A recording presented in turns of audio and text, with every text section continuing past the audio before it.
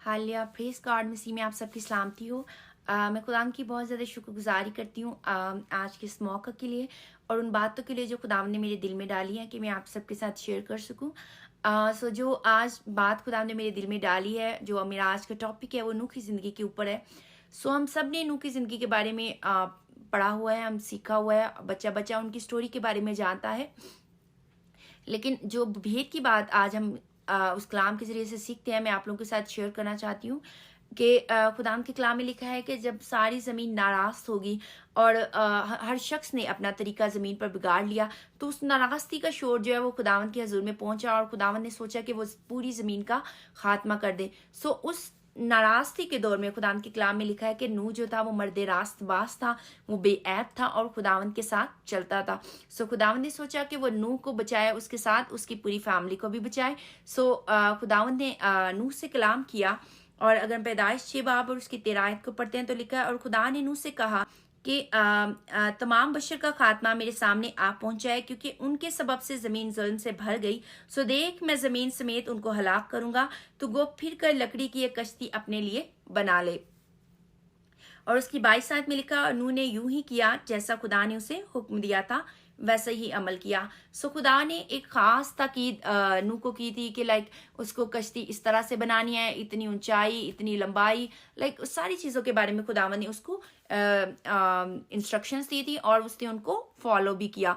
ठीक है, वो रास्तबाज भी था और खुदावन की आवाज़ को सुनता भी था। सो खुदावन ने जब नूह को हुक्म दिया और नूह कश्ती बनाता रहा, वो एक लंबा पीरियड था जब वो कश्ती तैयार कर रहा था, तो उस दौरान वो लगातार मुनादी भी कर रहा था। ठीक है, लोगों को बोल रहा था कि अपने गुनाहों से तौबा करो और उनको बता रहा था कि तूफान आने वाला है। सो अगर कोई अपनी जान को सेव करना चाहता है तो वो उस कश्ती में आ सकता है।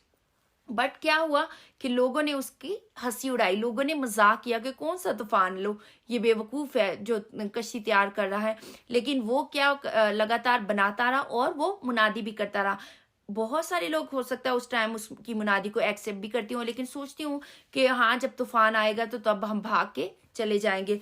तो कलाम कहता है कि नूह के तूफान से पहले लोग खाते पीते और शादी ब्याह करते थे। लाइक वो अपनी रोजमर्रा की रूटीन में जिस तरह से आजकल हम जी रहे हैं, वो अपनी लाइफ में बिजी थे और उनको आगाही दी जा रही थी कि तूफान आने वाला है। ठीक है, उनको बचना है, उनको अपनी जान बचाने के लिए क्या क्या करना है, लेकिन किसी भी शख्स ने ध्यान ना दिया। और फिर क्या हुआ, वक्त आ पहुंचा के तूफान आ गया। सो जिस तरह से खुदान के कलाम में लिखा है कि 5 जो थी अक्लमंद कुंवारियां थी और 5 जो थी सुस्त कुंवारियां थी।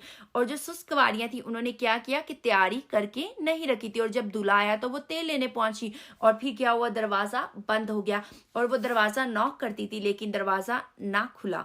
ठीक है, उनके लिए। और जो अक्लमंद थी वो उस खुदावंद के उस जश्न के अंदर वो दाखिल हो गई, तो जो बेवकूफ थी वो रह गई। तो बिल्कुल ऐसे ही उस जमाना के बेवकूफ लोगों ने भी किया। जब कश्ती का दरवाजा बंद हो गया तो तूफान शुरू हुआ और उस वक्त बहुत से लोगों ने जाके दरवाजा नॉक किया होगा, लेकिन क्या था, उस वक्त दरवाजा नहीं खुल सकता था, उस वक्त खत्म हो गया था। सो बहुत बार जगह बजगह हम तमसीलों में खुदा के कलाम में सीखते हैं कि हमें तैयार रहना है उस आने वाले तूफान के लिए। जिस तरह से खुदा ने उस वक्त सिर्फ नूह ही से कलाम नहीं किया था, बल्कि नूह के जरिए उस जमाना के हर शख्स से कलाम किया था। ठीक है, लेकिन आज भी हमें हर रोज खुदा के कलाम की मुनादी की जाती है खादमों के जरिए से। यूट्यूब, फेसबुक, हर जगह पे मैसेजेस आते हैं। ठीक है, हमें बाइबल में से जब हम पढ़ते हैं तो खुदा खुद हमसे कलाम करता है, पाकरू के जरिए से हमें हदायत की जाती है। लेकिन क्या होता है कि हम भी नूह के जमाना के लोगों की तरह इग्नोर कर देते हैं। ठीक है, या हम सोचते हैं कि जब वक्त आएगा तब देखी जाएगी, लेकिन हम उस आने वाले वक्त के बारे में हरगिज नहीं जानते। हमें हर रोज हर दिन तैयार रहना है ताकि उस आने वाले तूफान के लिए हमें अपने आप को सेव करना, अपनी लाइफ को, अपनी लाइफ को और अपने घरानों की लाइफ को भी सेव करना। जिस तरह से नूह ने सिर्फ अपनी ही जिंदगी नहीं बचाई बल्कि उसने अपने पूरे घराने को सेव कर लिया था। सो बहुत ज़रूरी है मेरे अजीज़ों कि हम सब मसीह की सरपरस्ती में आ जाएं, क्योंकि आज की कश्ती जो है वो मसीह यसू है। सो जिस तरह से मसीह यसू भी ऐब है, हमें भी बेऐब होना पड़ेगा उसकी कश्ती में सवार होने के लिए।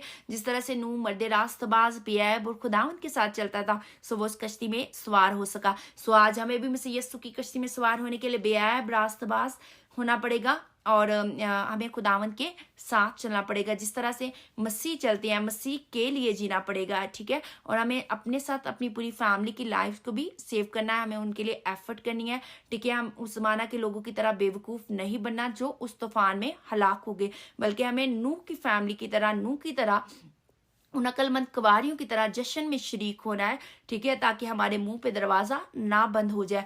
देखिए मेरे अजीजों, हम हर रोज आने वाले दिन की तो फिक्र करते हैं, लेकिन हम उस आखिरी दिन के बारे में फिक्र बिल्कुल नहीं करते हैं, क्योंकि इब्लीस ने हमारे अंदर से डर खत्म कर दिया और आज हम बेबाक हो गए हैं। जिस तरह से उस जमाने के लोगों ने बिल्कुल अपने अंदर डर नहीं रखा, उन्होंने एक टाइम के लिए भी नहीं सोचा कि हो सकता अगर नूह कश्ती बना रहा है तो उसके पीछे कोई वजह हो, ठीक है, जो वो इतनी एफर्ट कर रहा है, ठीक है, लेकिन उन्होंने उसके बारे में कुछ भी नहीं सोचा। सो ज़रूरी है कि आज हम भी जिस तरह से नूह ने खुदावंद की आवाज़ को सुना था और उसके मुताबिक चला और अमल किया, आज हम भी खुदावंद की आवाज़ को सुन के रद्द ना करें, क्योंकि खुदावंद का कलाम कहता है कि जब हम उसकी आवाज़ को सुने तो हम अपने दिलों को सख्त ना करें, बल्कि हमें डरते थरथराते हुए उसके कलाम को सुनना और मानना और उसके मुताबिक अमल करना चाहिए। क्योंकि ये वक्त, जिस तरह से नूह के ज़माना के लोगों के लिए वो वक्त वापस नहीं आया, उन्होंने मुनादी को रद्द कर दिया, सो हमारे लिए भी वो वक्त वापस नहीं आएगा कि हमें तैयारी का वक्त मिले। ये वक्त जो हमें तैयारी के लिए दिया गया है,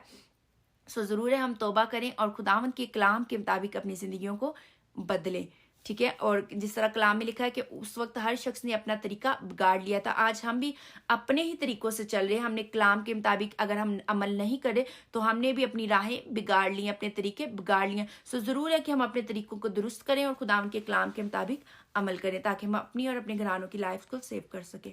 thank you, God bless you all.